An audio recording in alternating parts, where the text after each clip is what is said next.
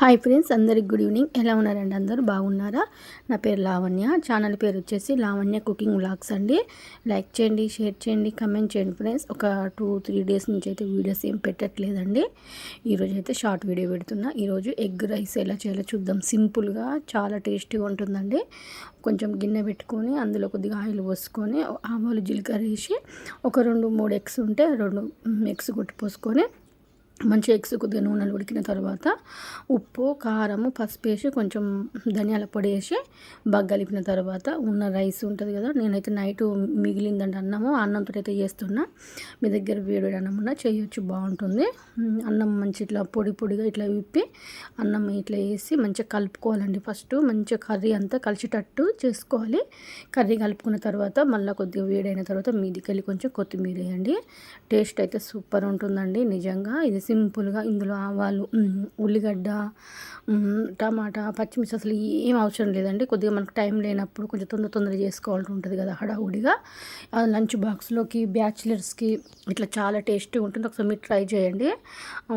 ఒక ఎగ్స్ మాత్రం ఒక 2-3 ఇంకెక్కువనే వేసుకున్నా ఏం కాదండి. ఒక 4 అయితే సరిపోతుంది. నేను చేసేది అయితే ఇద్దరికి సరిపోతుందండి మంచిగా. కప్పు రైస్కి ఒక 3 ఎగ్స్, ఒక స్పూన్ కారము, కొద్దిగా స్పైసీగా చేసుకుంటే చాలా బాగుంటుందండి. సైడ్ డిష్కి ఒక 2 ఆనియన్స్ పెట్టుకుని తినండి.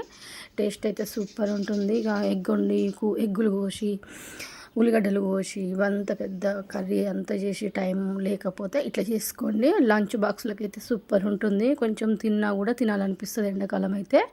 ఒకసారి మీరు కూడా ట్రై చేయండి ఫ్రెండ్స్, ఓకేనా? నైట్ మిగిలిన అన్నాన్ని వేస్ట్ చేయకుండా మీరు ఇట్లా చేసుకుంటే సూపర్ ఉంటుందండి. ఇవాళ బుధవారం కాబట్టి మాకు అన్నం మిగిలితే ఇట్లా ఎగ్ రైస్ అయితే చేసిన.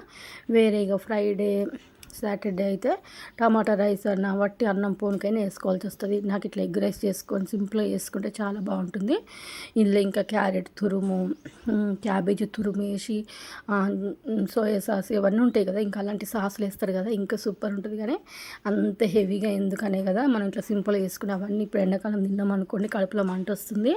ఇంకా బయట ఎగ్ రైస్ కొంటే మాత్రం ఖచ్చితంగా సేమ్ ఇట్లనే ఉంటుందండి. కాకపోతే వాళ్ళు ఏంటంటే ఇవన్నీ అన్ని వెరైటీగా అన్ని చాట్ మసాలా ఇవన్నీ వేస్తే మనకు ఆ టేస్ట్ బాగా నచ్చుతుంది అంతే.